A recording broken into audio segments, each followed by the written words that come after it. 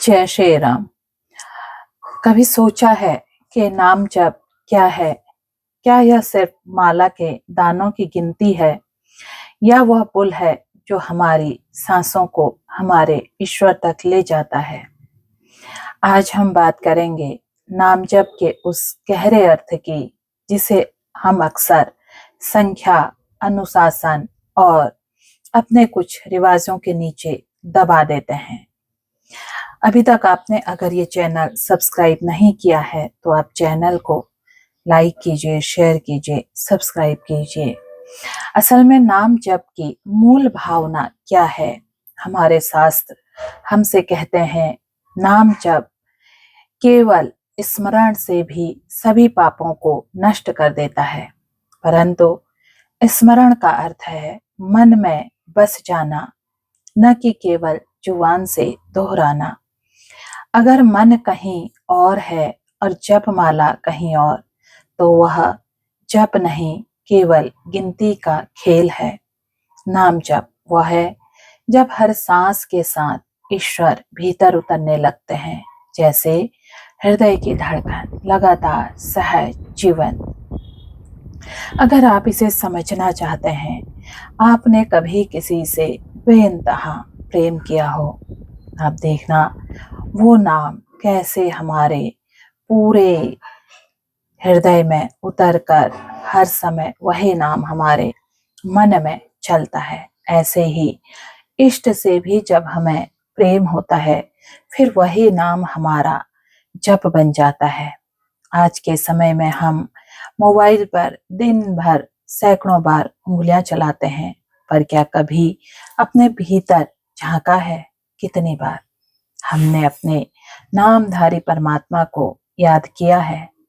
नाम जब कोई पुरानी परंपरा नहीं, यह आज की भी सबसे जरूरी साधना है। जब मन अस्थिर हो, विचार बिखरे हों, जब रिश्तों में कड़वाहट घुल जाए, तब नाम जब हमें भीतर से जोड़ता है और मन को केंद्रित करता है। नाम जब ध्यान नहीं रोकता, बल्कि ध्यान की राह बनता है। यह पूजा नहीं रोकता, बल्कि पूजा को सार्थक बनाता है। प्रत्येक सांस ईश्वर का दिया हुआ वरदान है। हमारे जीवन, हमारी आत्मा हर क्षण उस सांस के सहारे ही होती है। अब कल्पना कीजिए, अगर हम सांस के साथ अपना नाम जोड़ दें तो क्या होगा? जब हम राम कहते हैं, श्वास के भीतर जाते रा और बाहर आते माँ। हम ईश्वर को भीतर भी लेते हैं और बाहर भी छोड़ते हैं। यही सच्चा नाम जप है। जब सांस के साथ एकाकार हो जाता है, जब जब सांसों में उतर जाए, तब व्यक्ति माला नहीं फेरता, बल्कि स्वयं माला बन जाता है। उसके जीवन का हर क्षण ईश्वरमय हो जाता है। कई लोग कहते हैं मैं रोज 108 बार जप करता हूँ, कोई कहता है 11, कोई 21 बार माला करते हैं। बहुत अच्छा है, पर क्या हर माला के साथ मन भी उतनी बार ईश्वर के पास गया? अगर केवल उंगलियां चलती हैं और मन भटकता है, तो वह वैसा ही है जैसे किसी ने बिना देखे आई लव यू कहना। शब्द निकल जाते हैं पर भाव नहीं पहुंचता। नाम जप में भावना सबसे बड़ी है। बिना भावना के जप केवल शोर है, और भावना के साथ जप सृष्टि की सबसे मधुर ध्वनि है। नाम जप से मन शांत होता है।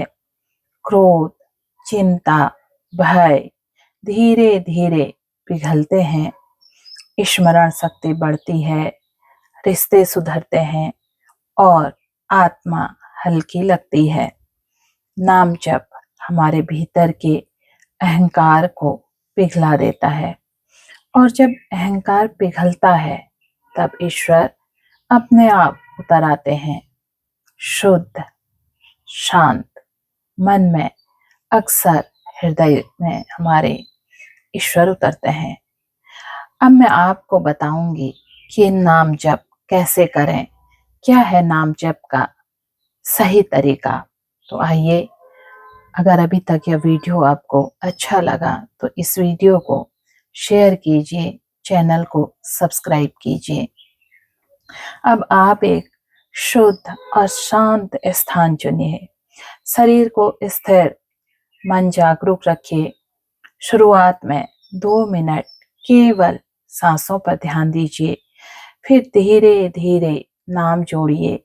कोई भी नाम अपने इष्ट का, जैसे ओम नमः शिवाय, राम, हरे कृष्ण, हरे राम। गति से नहीं, भाव से जपिए। संख्या नहीं, संपर्क महसूस कीजिए। माला के दाने केवल सहारा हैं, मंजिल नहीं। मंजिल है नाम को मन में बसाना। एक बार तुलसीदास जी ने देखा, एक व्यक्ति जल्दी जल्दी माला फेर रहा था। वे मुस्कुराए और बोले, भाई तू नाम जप नहीं रहा है, तो नाम को थका रहा है। जप में गति नहीं, गहराई चाहिए। ईश्वर को हमारी संख्या नहीं, उन्हें चाहिए हमारा मन, हमारी प्रीति, हमारा प्रेम, हमारा समर्पण। विज्ञान भी कहता है, एक ही शब्द को बार बार उच्चारण करने से ब्रेन वेव्स को शांत करता है, तनाव घटाता है, हृदय की गति को संतुलित करता है। यदि जप केवल आध्यात्म नहीं, यह माइंड साइंस भी है। जो लोग प्रतिदिन नाम जप करते हैं, उनमें सकारात्मक ऊर्जा, धैर्य और शांति अधिक होती है। नाम जप आवाज नहीं, आत्मा की पुकार है। इसे मत गिनिए, इसे जी लीजिए। जब जब सांसों में उतर जाता है, तो जप करने वाला और जप दोनों एक हो जाते हैं। तब माला थम जाती है, पर नाम चलता रहता है। तब हम अपने इष्ट के इतने करीब होते हैं कि अब पुकारने की जरूरत नहीं रहती, क्योंकि अब वे स्वयं भीतर बोलते हैं। नाम जप महज गिनती नहीं है, यह वह धड़कन है जिसमें स्वयं परमात्मा बसते हैं। नाम जप केवल अपने ईश्वर से प्रेम है। नाम जप जब हम करते हैं, हम नाम ही नहीं जपते, बल्कि अपने इष्ट के साथ जीना सीखते हैं। एक बार इष्ट के साथ बोलिए, जय श्री राम।